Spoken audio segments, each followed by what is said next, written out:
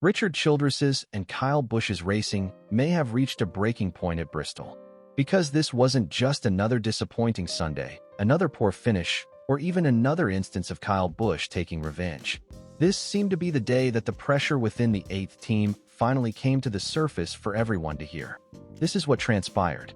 Kyle Busch was meant to be able to at least somewhat halt the bleeding in Bristol. He has more Cup victories than any current driver going into the weekend at the track. However, he was stuck in traffic for the majority of Sunday and was turned by Riley Herbst on lap 313. Afterwards, he repaid Herbst with a spin of his own, placing 25th as Ty Gibbs emerged victorious in overtime. In the midst of all of that, Busch's team's radio banter seemed like they were running out of things to say. That's precisely what we're talking about today. First, why, even before the green flag was dropped, did Bristol feel like a pressure race for RCR and Kyle Busch? The Herbst contact, the radio meltdown, and Busch's late retaliation that almost completely altered the race's outcome will next be examined. After that, we'll discuss why this moment feels more significant than a single negative outcome, what it means for RCR's 2026 campaign, and why the 8th place club now appears to be working with virtually no margin remaining. You must start with the larger RCR picture in order to comprehend why this became so awful. Richard Childress acknowledged that both Cup cars were off the pace, music, early in the season and stated before Bristol that the team was lacking something. Kyle Busch had 24 points at the time. Neither driver had finished in the top 10, and Austin Dillon was ranked 27th. Childress stated that although the organization was making great efforts to locate the missing piece, they were unsure of its exact location. That is hardly the language of a squad that believes a solution is imminent. And following Bristol, Busch's official stats page simply serves to exacerbate the situation.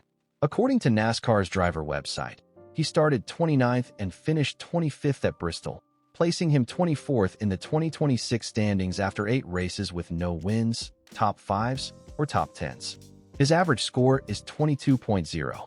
Those figures are terrible for a driver with 63 Cup victories and a resume that still outshines nearly everyone in the garage. This also has an additional layer. Busch is not in a completely new rebuilding scenario with no expectations. In May 2025, RCR declared that it had exercised its option until the 2026 campaign. Thus, this year is really important. This is a long-term campaign. The present agreement's last guaranteed year is this one. Additionally, a new crew chief pairing is taking place because, according to RCR's own team page, Busch will be working with Jim Pullman on the number 8 car for the first time in 2026. Every bad week feels worse than the previous one when a season begins with a combination of a new crew chief and a seasoned superstar. Bristol was meant to be important because of this. Many people, I believe, thought that this race might be the reset. Busch is a skilled racer here. Childress acknowledged that Bristol is one of those places where anything may change due to anarchy, but he also added that visiting the city made him feel happy. Rather, the day served as yet another reminder that the old Kyle Busch Bristol magic is insufficient if the vehicle is not in its proper location. On lap 313, the first significant blow was delivered. Riley Herbst came into Busch while he was running close to the back, where he had spent much of the day, and sent the number 8 flying. According to Ticheri's report on the radio exchange, the event occurred in traffic and put Busch in even more trouble. It was described as another race in the back before contact from Herbst sent him around. That would have been annoying music enough on its own, but it wasn't just the spin that caused this moment to blow up. Everyone heard what happened later because the team radio was the real breaking point, not the wreck. If you are enjoying my reports, please hit like, share, and subscribe to NASCAR Central before I get to that part. For videos like these, we aim for 500 likes and 4,000 subscribers. Additionally, every bit of assistance promotes the growth of this channel. Let's resume our conversation. Spotter Derek Nellen now attempted to calm the group following the spin. "I don't like running the 30th either," he informed the pit box, adding, "Us yelling at each other isn't going to help," according to the On3 report. After pausing to inquire whether crew chief Jim Pullman had copied him, Pullman responded with a statement that sums up the current atmosphere inside that unit. "Every week, it is the same." Busch said nothing during the conversation. Since Kyle Busch isn't generally quiet when things are bad, that silence may be the loudest element of the overall narrative. You can sense how deeply frustrated he is when he remains silent while his crew chief sounds totally defeated and his spotter tries to keep the squad together. This didn't sound like a bunch going through a difficult time. It sounded like a bunch that had already heard the same discussion too many times. The fact that this isn't some underdog squad merely attempting to survive makes it even more painful. Kyle Busch is shown here driving a Childress racing Chevrolet. At a circuit where he has consistently been among the most dangerous drivers in the field, this two-time Cup champion is an all-time great. However, while running at about 30, the number 8 group sounded like a squad struggling to prevent an emotional collapse. People are beginning to use terms like breaking point because of the disconnect between Busch's character and the current state of this operation. Then came the scene that transformed a private team breakdown into a race-defining plot. According to NASCAR's official Bristol report, Ty Gibbs was still in the lead on lap 497 when Riley Herbst was spun by Kyle Busch in retaliation for the previous incident, resulting in the last warning. The race's conclusion was totally reset by just one action. On the restart, Ty Gibbs was abruptly given another opportunity by Ryan Blaney and Kyle Larson, rather than easily winning his first Cup. Because of this, Busch's reaction became a major topic of discussion following the election. People recognized classic short-track justice when they looked at it on one level. Earlier, Herbst mistreated Busch. Bristol's entire identity is rooted in the fact that Busch returned it. However, the repercussions were enormous on another level. According to NASCAR's own recap, Busch's admonition about retribution occurred when Gibbs was leading and the race was almost over. Busch's action becomes the week's biggest story if Gibbs loses that restart. Additionally, there is a great deal of irony in all of this. Busch's annoyance almost had an effect on Ty Gibbs, the same driver who has endured constant pressure due to his last name and position within the Joe Gibbs racing outfit. In the end, Gibbs persevered and defeated Ryan Blaney by a score of 0. He won his first Cup Series in 0.55055 seconds. However, this does not negate Busch's near-complete alteration of the conclusion. Bristol showed us more than simply a disgruntled veteran. It depicted a disgruntled veteran who was still dangerous enough to change the race's most important narrative with a single act of revenge. Some supporters will now argue that this is just Kyle being Kyle. And that is true. There's still the old rambunctious Busch instinct. He recalls it when he is struck. He typically seizes the opportunity to resolve it. However, I believe the more significant question is why he was there in the first place. None of this would occur on Sunday if Busch and the 8th place team had a true race-winning pace. Since he is not stuck in that area of the race, he is not being whirled around in the pack.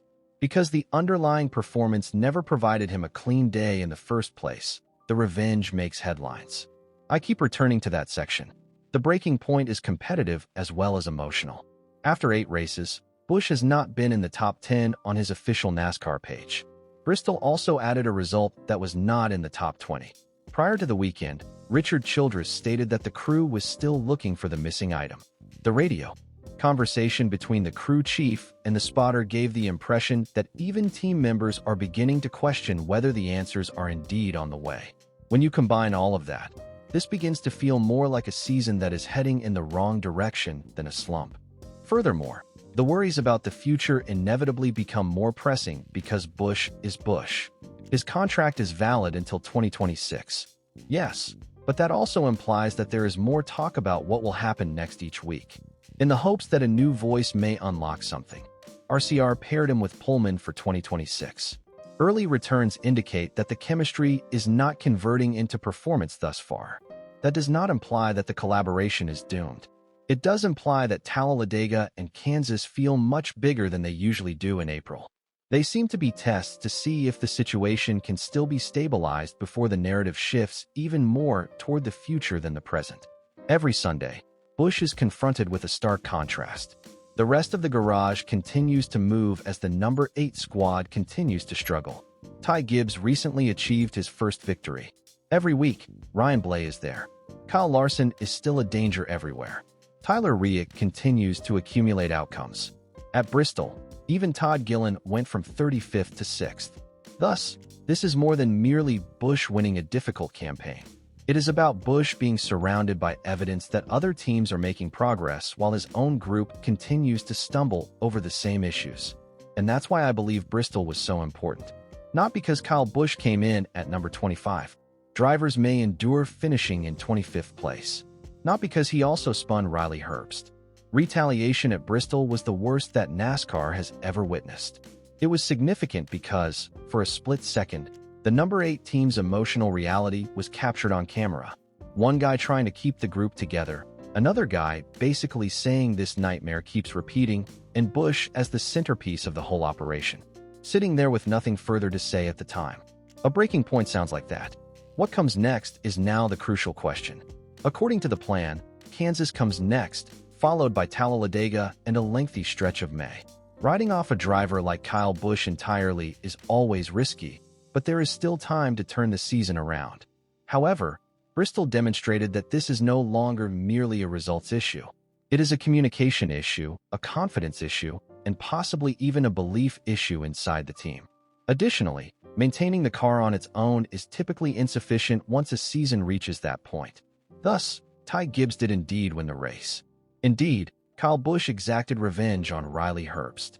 Yes, the result will appear in the statistics as another 25th place day, but the true story from Bristol might be that the 8th-ranked RCR crew began to sound more worn out than frustrated.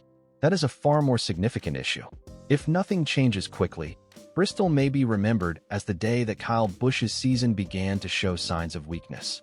For more breaking NASCAR news, radio fallout, controversy, replacements, and all the biggest stories from around the garage, subscribe to NASCAR Central. Please let me know in the comments and give me a like. Did Kyle Busch and RCR truly reach their breaking point in Bristol? Or will they eventually turn the number 8 team around after this one unpleasant chapter?